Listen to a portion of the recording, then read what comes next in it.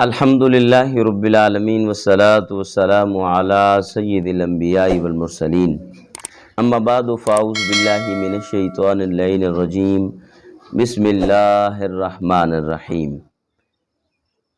ناظرین کرام، احباب ذی وقار، اللہ رب العالمین کا فرمان ہے ادعونی استجب لکم،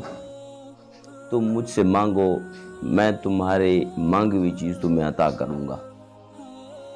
یعنی تم مجھ سے دعا کرو میں تمہاری دعا کو قبول کروں گا۔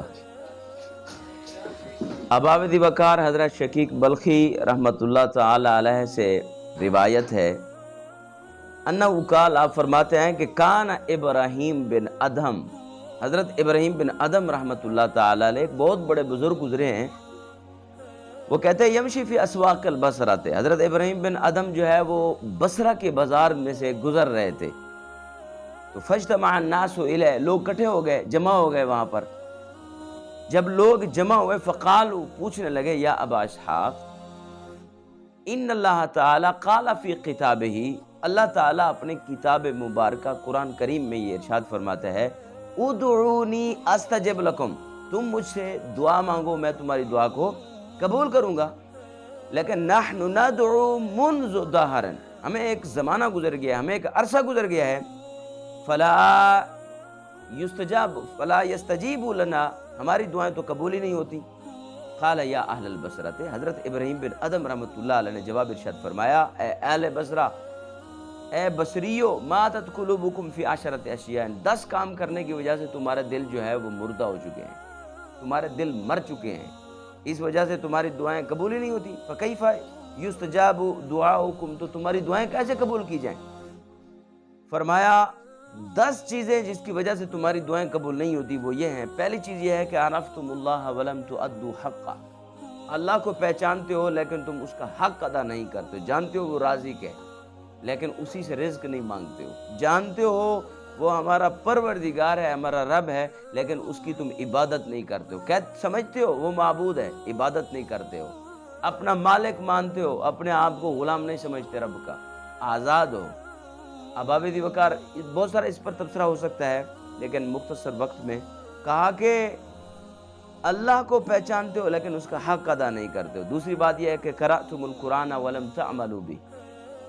قرآن پڑھتے ہو لیکن اس پر عمل نہیں کرتے ہو، اس وجہ سے تمہاری دعائیں قبول نہیں ہوتی۔ تیسری چیز یہ ارشاد فرمائی ادعیتم حب رسول اللہ وترکتم سنتہ، دعویٰ کرتے ہو کہ ہم عاشق رسول ہیں لیکن محبوب کی سنتوں کو ترک کرتے ہو، رسول اللہ کی سنتوں کو چھوڑ دیتے ہو، تو فرمایا کیسے تمہاری دعائیں قبول ہو؟ چوتھی بات یہ ہے ادعیتم عداوت شیطان، شیطان سے دشمنی کا دعویٰ کرتے ہو، وَأَطْعَمْتُمُوهُ وَوَافَقْتُمُوهُ، اور دوستی اسی سے لگاتے ہو، اطاعت اسی کی کرتے ہو، فرما برداری اسی کی کرتے ہو، تو کیسی تمہاری دعائیں قبول کی جائیں؟ پانچویں بات آپ نے یہ ارشاد فرمائی ادعیتم دخول الجنت ولم تعملوا لها، دعویٰ کرتے ہو کہ ہم جنت میں جائیں گے پر جنت میں جانے کے لیے تو کوئی عمل ہی نہیں کرتے ہو، عمل کرتے ہو جہنم میں جانے کا، دعویٰ کرتے ہو جنت میں چلے جائیں گے۔ پھر آپ نے یہ ارشاد فرمایا ادعیتم نجات من النار ورمیتم فیہا انفسکم، فرمایا دعویٰ کرتے ہو کہ نجات کا، کہ ہم نجات پا جائیں گے، اور حال یہ ہے کہ تم اپنے آپ کو جہنم میں دھکیلے جا رہے ہو، دعویٰ یہ کرتے ہو کہ ہم جہنم سے نجات پا جائیں گے، اور حقیقت یہ ہے کہ تم اپنے آپ کو جہنم کی طرف دھکیلے جا رہے ہو۔ اور فرمایا قلتم ان الموت حق ولم تستعدوا له، کہتے ہو کہ موت حق ہے لیکن اس کے لیے تیاری تو نہیں کرتے ہو۔ موت اگر حق ہے تو حق یہ ہے کہ پھر اس کے لیے تیاری بھی کرنی چاہیے، یہ دعویٰ کرتے ہو کہ موت حق ہے لیکن اس کے لیے تیاری نہیں کرتے ہو۔ اور پھر فرمایا اشتغلتم بعیوب اخوانکم فلا ترون عیوب انفسکم، فرمایا تم لوگوں کے عیب تلاش کرتے ہو، اپنے اندر جھانکتے بھی نہیں ہو، لوگوں کے عیب جو ہے وہ آپ تلاش کرنے میں لگے ہوئے ہو، اپنے عیب تلاش ہی نہیں کرتے ہو، اپنے آپ کو دیکھتے نہیں ہو۔ اور پھر ارشاد فرمایا اکلتم نعمت ربکم، اپنے رب کی نعمتوں کو استعمال کرتے ہو، ولم تشکروا لہ، لیکن تم اس کا شکر ادا نہیں کرتے ہو۔ 10ویں چیز یہ ارشاد فرمائی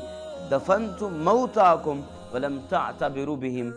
روزانہ اپنے آباء و اجداد کو، پڑوسیوں کے جنازے اٹھاتے ہو اور ان کو قبر میں دفن کرتے ہو لیکن اس سے کبھی عبرت نہیں حاصل کرتے ہو۔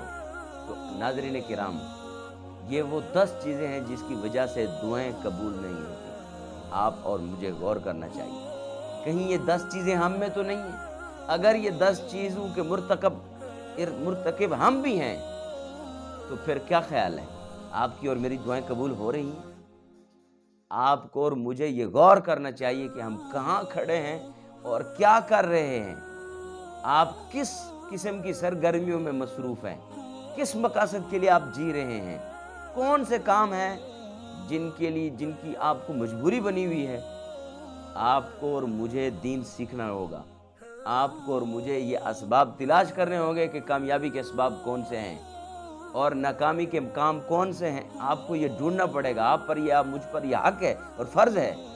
آپ کو اور مجھے یہ چیز سیکھنا ضروری ہے کہ ہماری دعائیں کب قبول ہوتی ہیں اور کب قبول نہیں ہوتی، کون سے کام ہیں جن کے کرنے سے دعائیں رد ہو جاتی ہیں اور کون سے کام ہیں جس کی وجہ سے دعائیں قبول ہو جاتی ہیں۔ یہ آپ کو اور مجھے سیکھنا پڑے گا، پوچھنا پڑے گا قرآن سے اور کتب حدیث سے یہ بات تلاش کرنی پڑے گی۔ تو میں دعا گو ہوں اللہ جل شانہ آپ کو اور مجھے دنیا میں رہ کر فکر آخرت نصیب فرمائے اور ان کاموں سے ہمیں بچنے کی توفیق مرحمت فرمائے جن کاموں کی وجہ سے ہماری دعائیں رد ہو جاتی ہیں۔ وما علیہ الا البلاغ۔